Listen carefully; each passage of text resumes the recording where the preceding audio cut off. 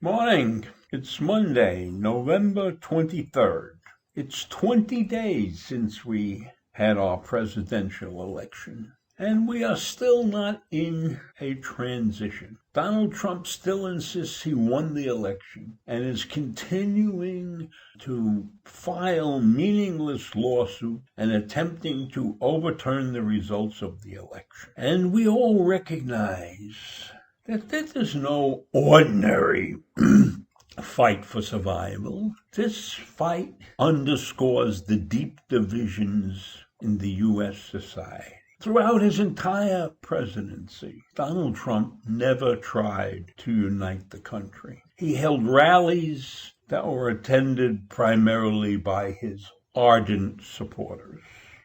And now, after he has lost the election, he continues to tell those supporters that he was cheated, that there was a fraud, a monumental fraud.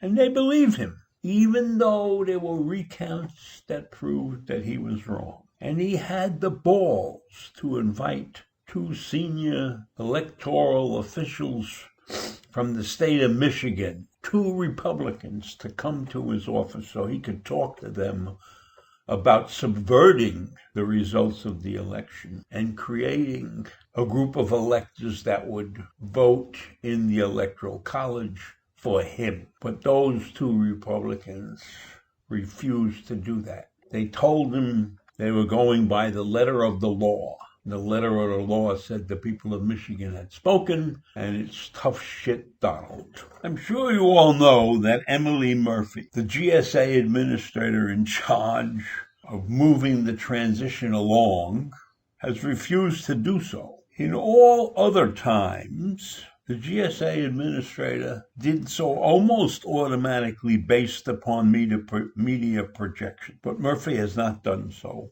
and Congress is now calling upon her to do it or to explain to them why she's holding up the transition. And of course, the White House denies that they are putting any pressure on Emily Murphy. So that brings me to the main question that I would like to ask us all to think about. Where do we go from here? We are a divided nation, divided in so many different ways. It's impossible to sit down and quantify that. We have the rich, we have the poor, we have the black, we have the white, we have the brown, we have the yellow. Sometimes people don't know what they are. We are Republicans, we are Democrats, we are independents. And so this problem that we have, this divisive problem, runs across all of those descriptions. And we are a combination. You can be a rich white man and a poor black man, or you could be a rich black man and a poor white man. And don't forget, 75 million people voted for Trump. So this was not a landslide election. This means that Biden and his team have a tremendous amount of work to change the thinking patterns of those who voted for Trump. But let's not forget that within the Democratic Party, there are many who think entirely different than the mainstream of the Democrats.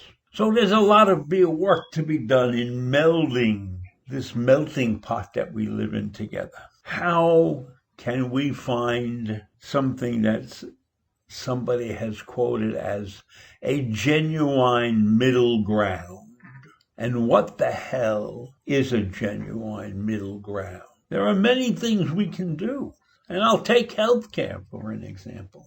Why is there such an uproar about something that people call universal health care? What is so wrong with that? Certainly, with some brilliant minds, we could figure out a way to do that at a cost that is reasonable. But the other side of the coin is there are many in this country that don't have health care because they don't earn a living. They are not being paid enough to afford health care, any kind of health care. And then, because of that, there will be many in this country who resent them for that, resent them for being poor, resent them for taking something away from them, like accusing people of entitlements, like food stamps. You know that 60-70% of our military is on food stamps. You know that 80% of the people in this country who get food stamps are working. What does that tell you about wage disparity? A lot. And that is a major thing when we're trying to bring the country together. And education. Our education has failed in many areas of the country. And unfortunately, where education has failed, it's primarily in the poorer communities. Why can't the poorer communities have the same education as those who live in the middle and upper class neighborhoods? What's preventing that? I'll tell you what's preventing that. People live in communities and they pay higher taxes because they want their children to get a good education. And the people in the poorer communities can't afford to pay higher taxes, so their kids don't get a good education.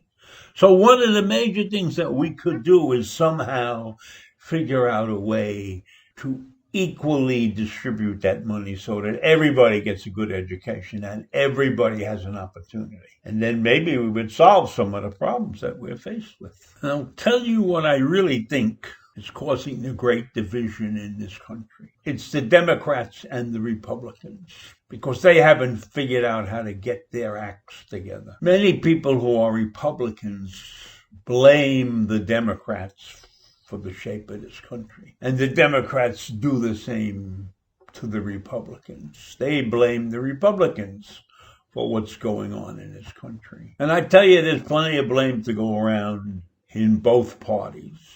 Right now, I would say the biggest thing that we have to do to get together is for Republican and Democratic leaders to get their acts together. And that's something I could hope for, but I doubt it, seriously doubt it. So in any event, I'm running out of time here, and I'll say goodbye, and I'll see you in the morning, and maybe you'll come up with some ideas. Thank you.